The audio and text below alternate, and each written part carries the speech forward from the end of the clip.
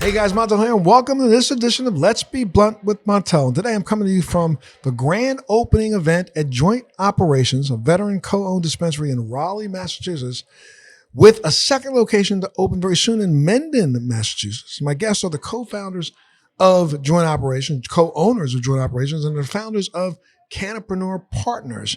They're here today with me to join me at Let's Be Blunt with Montel, KevinHarrington, and Mr. Michael Scott.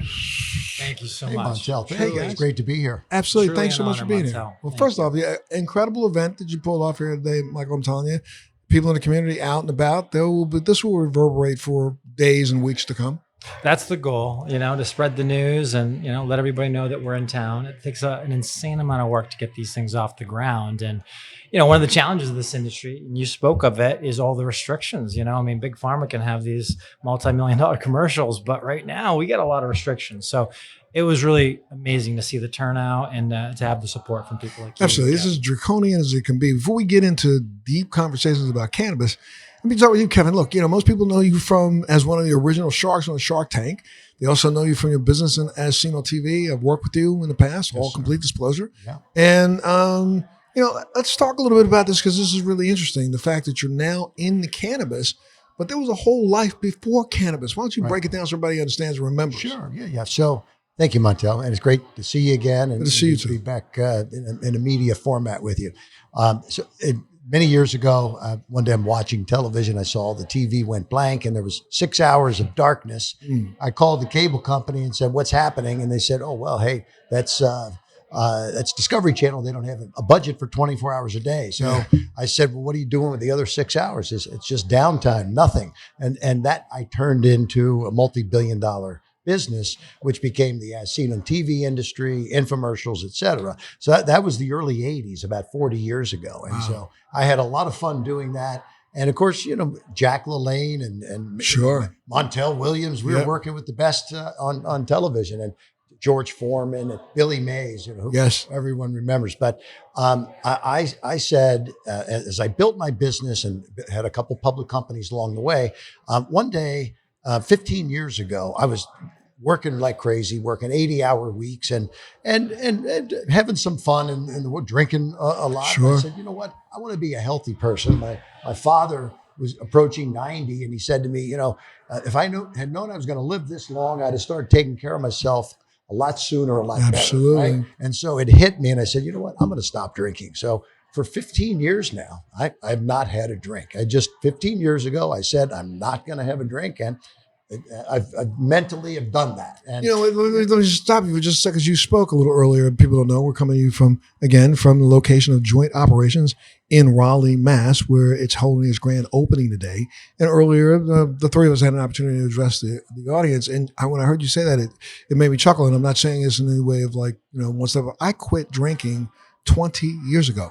I quit drinking the day after I got my diagnosis for MS. Wow. Because 2 days later, I read about all the medications that were available and the fact that some doctors back then believed that alcohol, even in the smallest amount, literally was something that was detrimental to people with MS. So I said, that's it. Yeah. I'm not drinking anymore. And I literally went, well, it doesn't mean I can't have any fun. So I literally initially approached cannabis because I thought, let me do something that, I can still get a euphoria, but it's not going to be that detrimental. I didn't at that point in time, I had not done as much research. Yeah. As my diagnosis moved forward, and I went through a period of time, about a 3-year period of time where, one of my symptoms was really, really, really severe, intractable pain in my lower extremities, my face, my side. And I literally almost got addicted to opioids trying to dull that pain. And it was a Massachusetts doctor who literally said to me, dude, I'm not writing you any prescriptions anymore. Yeah. I think you ought to try this stuff they call, it's marijuana. I don't know, it's some CBD, do something. I don't know. He goes, you're smart enough. You figure it out. You go look it up, but I'm not writing you any prescriptions for opioids. And that's what started my journey into medical cannabis. That was back now 20 years ago. And, Awesome. As I mentioned earlier, when I brought up to our crowd the fact that, it's been 20 years that our federal government has understood the efficaciousness of cannabis. They've known it for really 60 years because we funded all of Dr. Mashulam's research in Israel. We funded every single year. People don't know that every time the budget goes through with the budget line in there where our U.S. Congress and Senate are cannabis distributors. Huh? Wow. Yes, through a program at the University of Mississippi 50-something years ago, there are still patients receiving University of Mississippi grown marijuana once a month from the federal government with a license to take it on any plane, consume it in any location in America today that allows for smoking. Really? And nobody knows that. Wow. Because we listen to the politicians who claim that there's no value. Right. Which is just a bold-faced lie. But anyway, so go ahead. Finish. So here I was, 15 years not a drink, but a couple of years ago, I was about 3 years ago, I was challenged because I think drinking, it may have brought me down a little bit by the end of, it's kind of a depressant. It's depression, no question. Right? So I was sleeping well, but now all of a sudden I'm working 80 hours a week, but I'm not getting to sleep. So I'm taking Ambiens every night. And then somebody said, I'm at a conference, 420 conference in Denver, you got to try cannabis. And that was a turning point for me because all of a sudden my wife was telling me I was getting up in the middle of the night running around the house. We all know the Ambien stories, right? So forget Ambien, it's done. And now a little indica, end of the day, it's a perfect thing for me. So I invested in Cannapreneur, met Michael Scott. He has an amazing track record. He had an exit in this industry, by the way, of over $100 million already as an entrepreneur in cannabis, which is something beyond his wealth building and wealth management business that he's been involved with for many years. He was one of the pioneers in cannabis, certainly in the state of Massachusetts also. Well, Michael, tell us a little bit about it. Well, really, let's start where you came from. I mean, where did this all begin? And then being a successful entrepreneur anyway, why did you want to take on such a strange industry as cannabis? Yeah, great question. So let's see, where do I begin? In terms of where I come from, I tell people, candidly, I consider myself a PhD, but not the traditional PhD, poor, hungry, and driven, right? And so my philosophy in business, not dissimilar to Kevin, is how do you provide value in a marketplace? How do you find that value? How do you capture it? How do you monetize it? So just like Kevin's story, where he talks about, talk about a true entrepreneur, dead space on a TV, and he finds a way to turn that into $1 billion company, right? So I just, like Kevin, I saw an opportunity. Right. I was reading about Massachusetts was going to be the first legal state in the entire East Coast. I was like, damn, I live in this state. And then, at the time, I consumed cannabis. And the funny story is prior to 30, I'd never tried it in my life. I was actually a walking anti-drug, anti-cannabis billboard in college. So, but I started studying the industry in 2016, Montel. And what I realized was, this East Coast is going to open up and this is going to be a green gold rush. So the entrepreneurial side of me started studying the industry in 2016 and started studying billionaires. And my goal was to basically mix those learnings and maximize on the fastest growing industry, what I believed was going to be, and, leverage an industry where the wind was going to be in my sails. That's why, one of the big reasons why I jumped in, but it was the medical side that kind of tripped me up a little bit. At the end of 2016, I was skeptical on the medical side. Got it. I actually had a belief back then that I was like, okay, is it really a medical benefit or are people just looking to get high? And I was a little leaning towards that. Yeah, probably just looking to get high. But then something happened. My mother suffers from PTSD.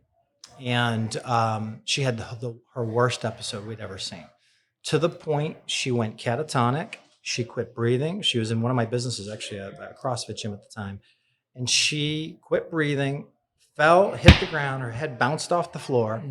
And we dialed 911. And for about 1 minute and 40 seconds, she was not breathing. We were panicked. Long story short, she declined the paramedics. She would not go to the hospital. She was, very much against going to the hospital. So now we have her at my house and she keeps, for people to understand PTSD, it's very difficult to quit reliving these horrible negative thoughts. So she's crying profusely, can't breathe, can't regulate her breathing. My brother says to me, let's try cannabis. We hear about what it does for the veterans, the soldiers. So we went, grabbed some cannabis. I said, Mom, just give this a try. Try a couple puffs. I kid you not. There's no exaggeration to this. She took 2 puffs This is a woman that was crying profusely, could not regulate her thoughts or her breathing. And she didn't just go from baseline Montel, but she went from that to uplifted within 5 minutes. Wow. And immediately, it was that minute, that night, I said, I'm going to jump into the industry. It was mid-December. I said, I'm going to jump into the industry. And I now see how this is not just connected to my ability to create wealth as an entrepreneur, but this is also connected to my purpose to give back to society. And it was first week of January, I jumped in the industry, and I have not looked back since. Wow. And how did the two of you meet each other? How did this union come together? One of Kevin's partners had seen me speak. I'm not sure if Kevin was at that conference as well, but I was at a family wealth conference, and I was talking about cannabis as investing and how it's an emerging market. That was Richard Wilson's event. It was Richard Wilson's, yeah. Yes. And Steve had grabbed me and he said, "Hey, Richard," and some other people said, "You're the guy to talk to. You're kind of the front runner here on the East Coast." He goes, "Kevin is interested." He shared a little bit of Kevin's story, and of course, I was, as soon as he said Kevin from Shark Tank, I was like, "What?" Because that's always been one of my favorite shows. So I was very interested. And then, we had like a 4-month grueling negotiation. But then after that, it's really been an amazing working experience working with Kevin. Thank you, Michael. When I heard the name of the company, Cannapreneur, right, I just said to myself, cannabis entrepreneur, that's me now. Because, gotcha. I'm a cannabis entrepreneur. So I said he's got a really branding, and this is what he's also doing here with joint operations. Sure. As we've now seen here at the launch today.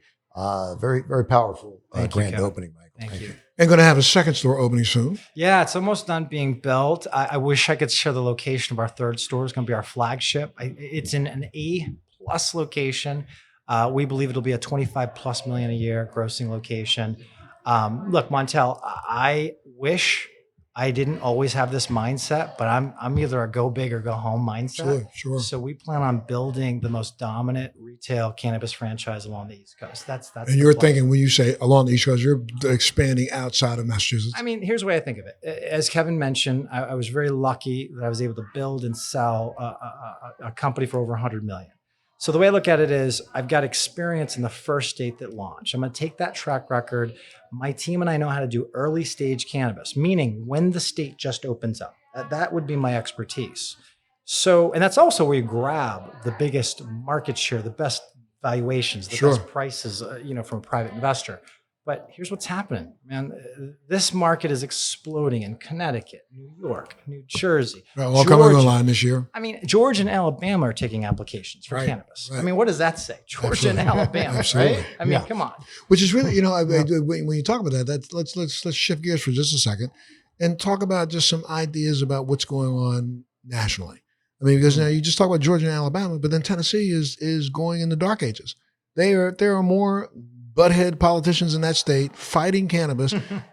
Every single law enforcement organization in the state has stepped forward. A couple of them went before their legislature a couple of weeks ago, testifying and talking to them about the fact that this is the dumbest thing you got us doing is arresting people for marijuana. Wow. These are police officers who are saying this.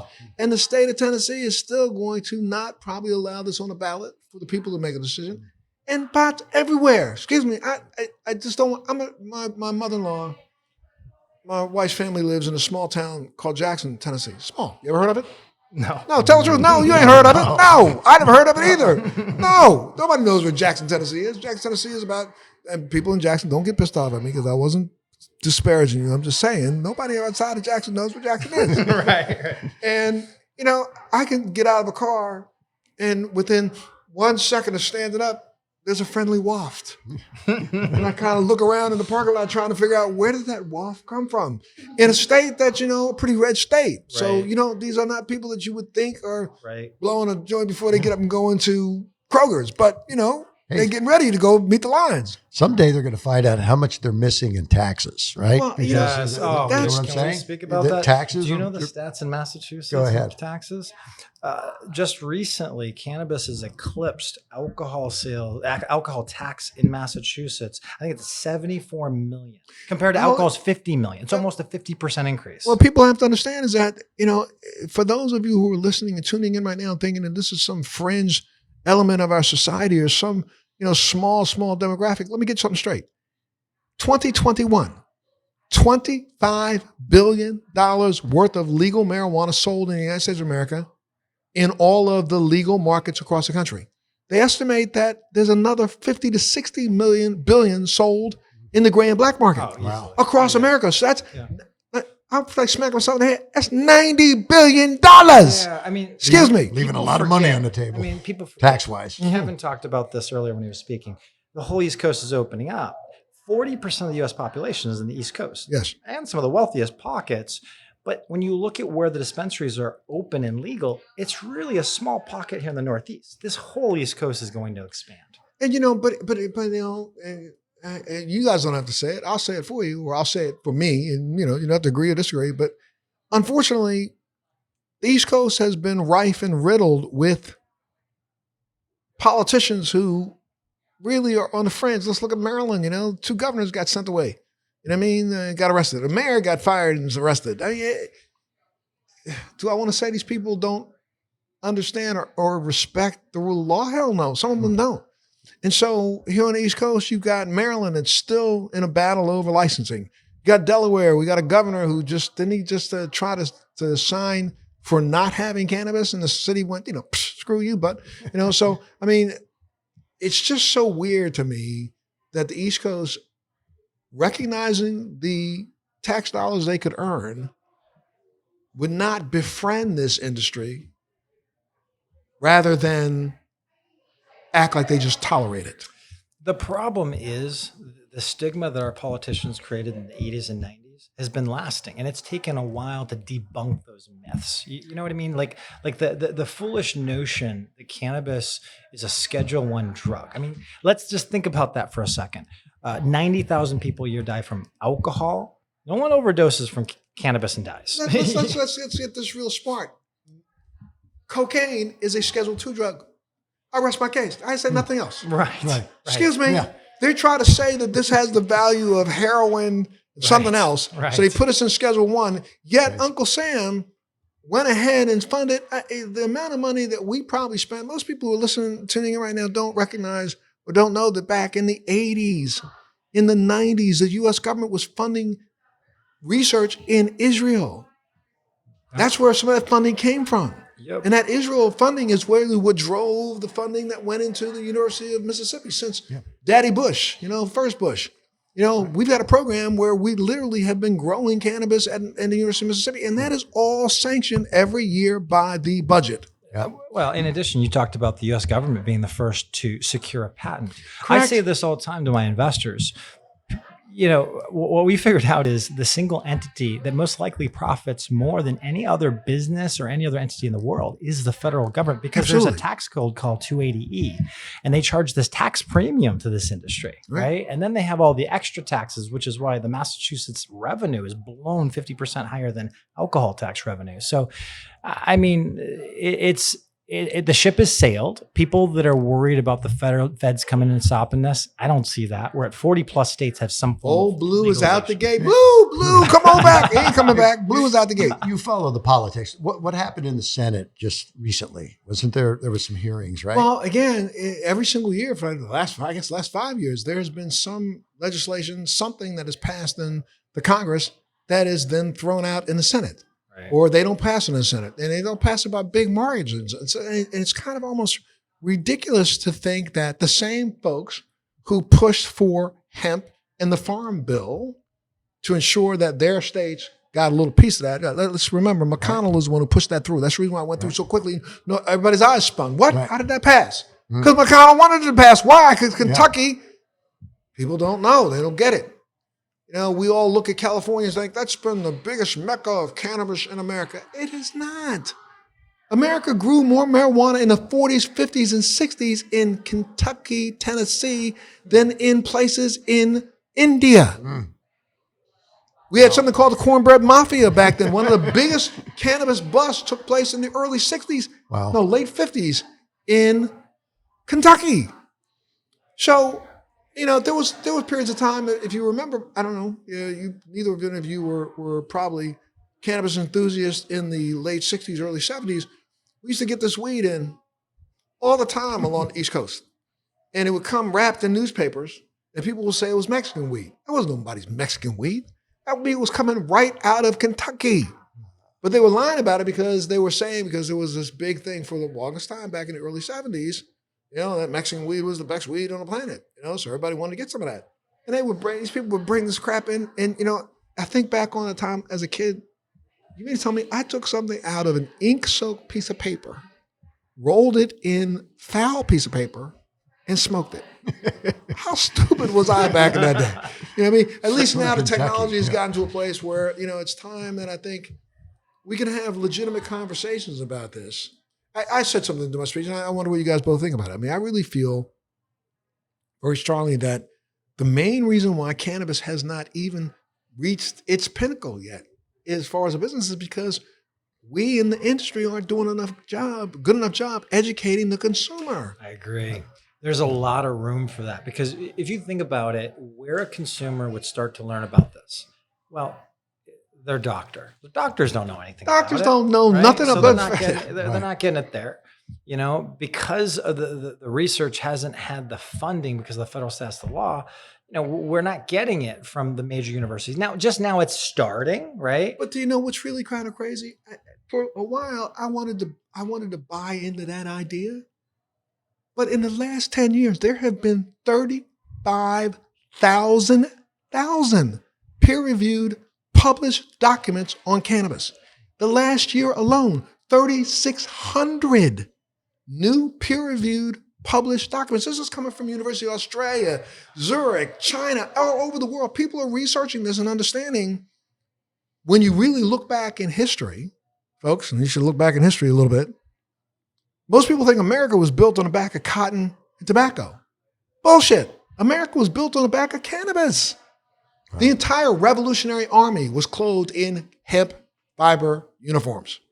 Every tent, every sail, every rope, and every ship.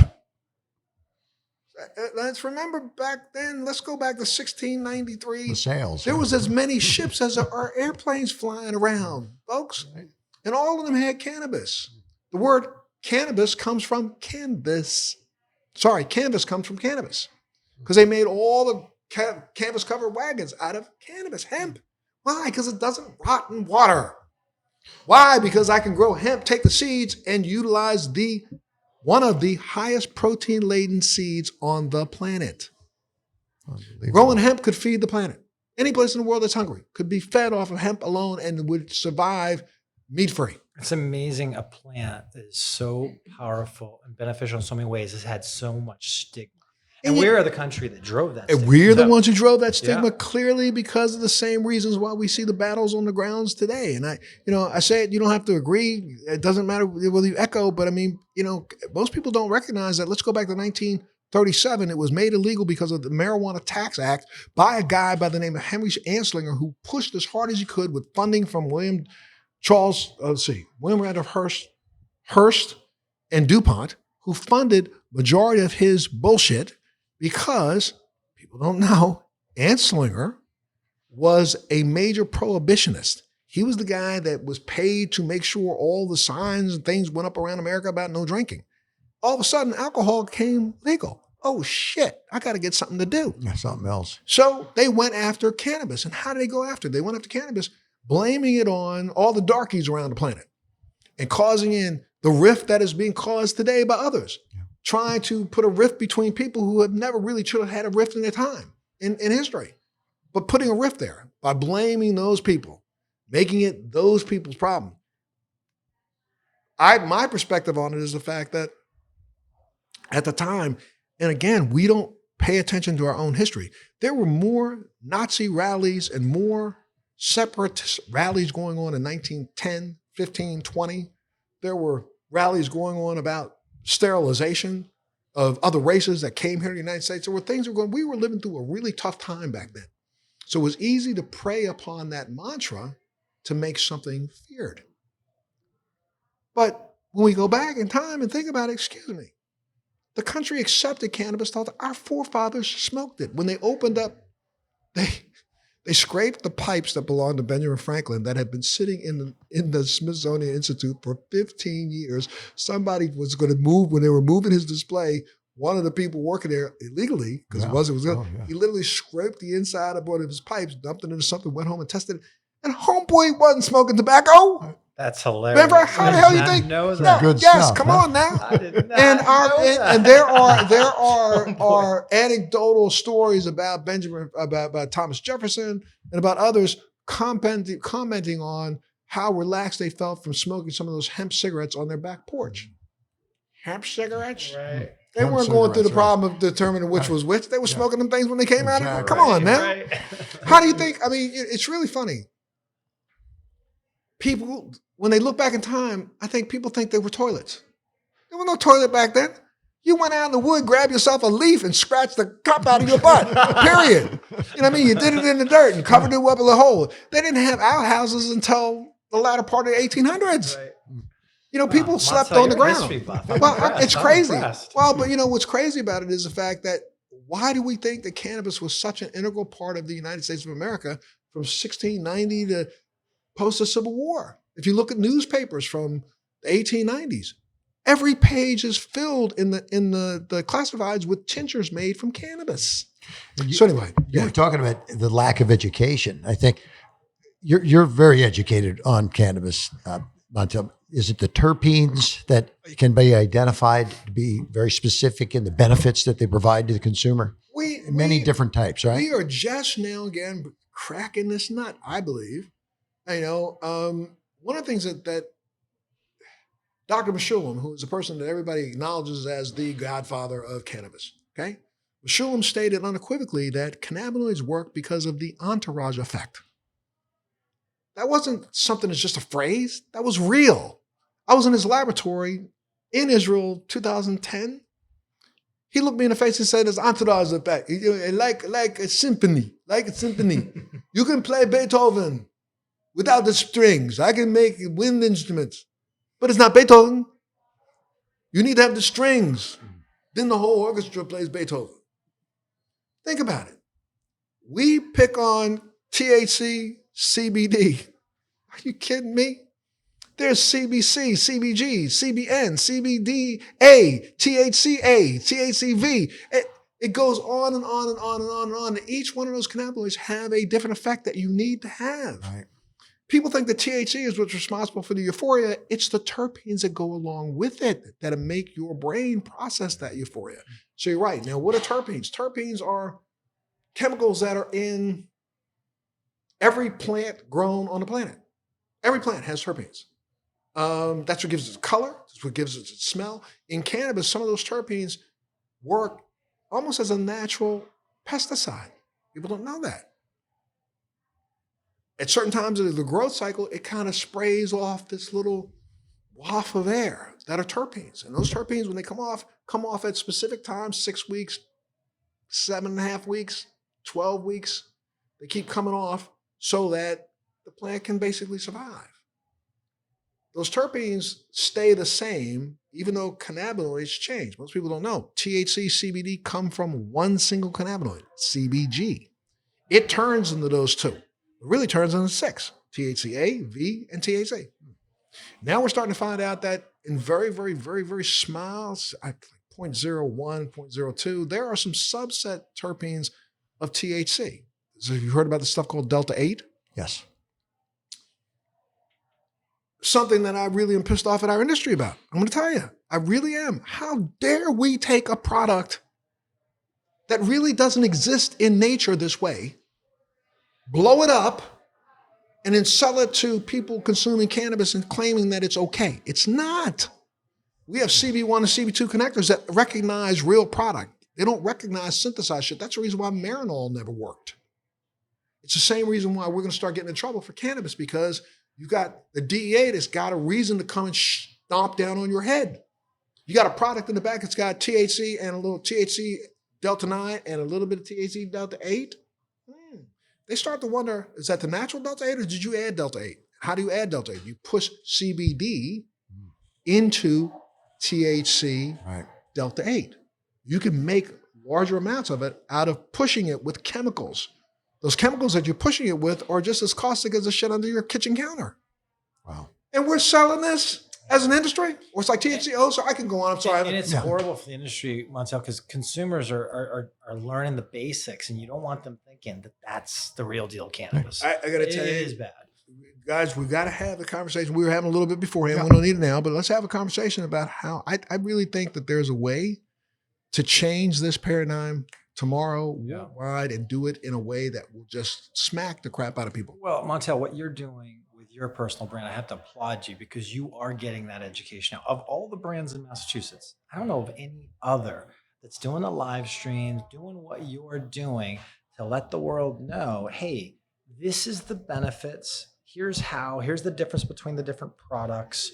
We're really proud to have your Inspire brand. Well, no, I thank you. And I'm really proud to be hooked up with you guys. And what's at the, you ever see the movie Trading Places with Eddie Murphy? Oh, yeah. I'm just happy to be hanging out with you guys. Seriously. I mean, I'm happy to hang out with you guys. I mean, truthfully, I have some interest in what I'm doing in some other states. And I'd love to be able to see if we can team up with the groups that I'm working with and pull off some conversations because these guys are doing some amazing work. I'm in Delaware, a little bit in Maryland, South Carolina, some places like that, Illinois. So, let's look to the future. Absolutely. It was a great day, guys. That was a great day. Anything you want to add before you go? Well, I'm a cannabis entrepreneur, and we're going to be we've got great brands like Montel's here, products, other ideas. If, we're going to probably take a few pitches. Anywhere I go, I end up getting some kind of a pitch. I don't care where it is. Absolutely. And so bring it on. If you got ideas or anything that might be worthwhile for us to hear. We've got 3 great entrepreneurs here that are looking forward to the future in cannabis. Absolutely. Thanks for having me, Montel. How about you, Michael? I mean, I guess I'd send a message to consumers out there and investors, right? So 2 different messages. If you're a consumer, be open-minded and willing to park the stigma for a minute. Look at the hard data out there and really, identify, is this stigma really warranted? And then for the investors out there, I'm going to tell you guys this once. Look, I figured this out in 2016, and we're going to keep going with this. But this green gold rush that's happened on the East Coast, this capitalization of every cannabis business that needs early stage investment dollars, this wealth creation of billions of dollars in the East Coast, it will happen once in our lifetime. Some will jump in and take calculated risk and capitalize the way a lot of my investors have, the way I have. Some will say, you know what, the stigma is too much, or I'm not comfortable with the risk. But I would say you're missing out if you don't explore the investment opportunity in this industry, for sure. I got to say, before I go off, Michael, you nailed it. It's like, there was a time when people said, nah, we can't go to the moon. That can't happen. Right. Never going to happen. There's a time right now. There's a lot of people in the industry that are fearful of where we are about to go for the next 4 or 5 years. I think that because of guys like the 2 of you, it's the reason why this industry is going to probably make it. I'm a naysayer about a lot of stuff that's going on in our society, but I think that more and more people see your success and they recognize why you're successful, they'll try to emulate. And what's that old saying? Rising tide lifts all boats. Yeah, so sure. Thanks so much for being a part of Let's Be Blunt with Montel today, guys. Thank you so much for letting me be a part of your journey. And I hope we stay hooked at the hip. For all of you who tune in, keep tuning in. Let's Be Blunt. We're going to bring you as much information as we possibly can to make it easier for you to make decisions when you step into places like this. And we like to have really good conversations about where the industry is going. We'll catch you on the next edition. Let's Be Blunt with Montel.